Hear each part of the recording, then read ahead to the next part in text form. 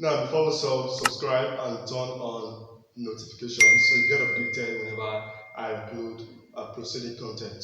This is actually under trigonometry, and I'm going to start trigonometry with angles of elevation and depression. The video is actually in two parts. This very video is the first, and it's going to be on angles of elevation. So the next will be on angle of depression. Subscribe. A man is standing 40 meters away from a cliff. So first of all, let's illustrate. So let's take this as the cliff. And the man is standing 40 meters away from the cliff. So the man should be, let's say, somewhere here, for example. So let's join these 2 points together. Good. He observes that the angles of elevation on the top and bottom of a vertical pole mounted on top of the cliff. Now, this is the cliff. A pole is mounted on top of it. So let's take this to be the pole, since it is standing on top of the cliff. The angles of elevation of the top and bottom of the vertical pole. This is the top of the pole and this is the bottom of the pole. They are 65 degrees and 58 degrees respectively. That is, 65 degrees is for the top, while 58 degrees is for the bottom. So let's illustrate that. This is the line of sight of the angle of elevation of the top of the pole. So this will be 65 degrees. 65 degrees. That's on the top. And for the bottom, it is 58 degrees. Look at it.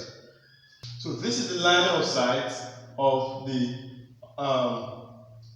angle of elevation of the top of the bottom of the pole, and it is 58 degrees. So from here to here is 58 degrees.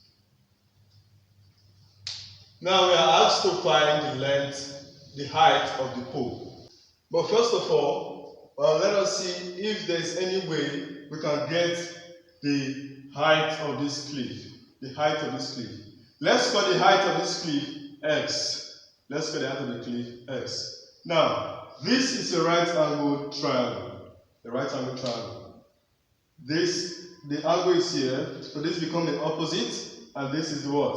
Adjacent. So, tan 58 degrees is equal to what? X over 14. I am using 58 degrees because I am making use of this smaller triangle. So, cross multiplying, this is over 1. X times 1 is x, is equal to 14 times tan 58. And this will give us 22.40 meters to 2 decimal places. We weren't given the height of the entire distance, that is from the top of the pole to the base of the cliff. So let's see if we can get that. That is the height, the sum of the height of the pole and the cliff. Let's call that h. Let's call that h. Now, this is h. That's everything I have here. This is 14 meters.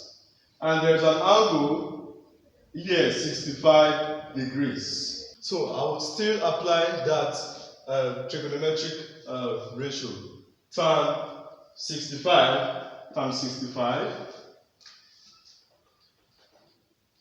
And 65 degrees is equal to, this time around, h. I'm making use of the larger triangle. H over 14. 14. So, h is equal to 14 tan 65 degrees. And that is equal to 30.02 meters to 2 decimal places. If this is the height of the cliff, and we have the sum of both the height of the pole and the height of the cliff, it means that the height of the pole will be equal to the height of the entire distance minus the height of the cliff. And that will give us 30.02 meters minus 22.40 meters.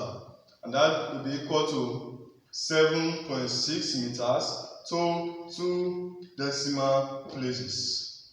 This is the value for the height of this pole that we have here. So I'll see you in the next one that talks on the angles of depression. Subscribe.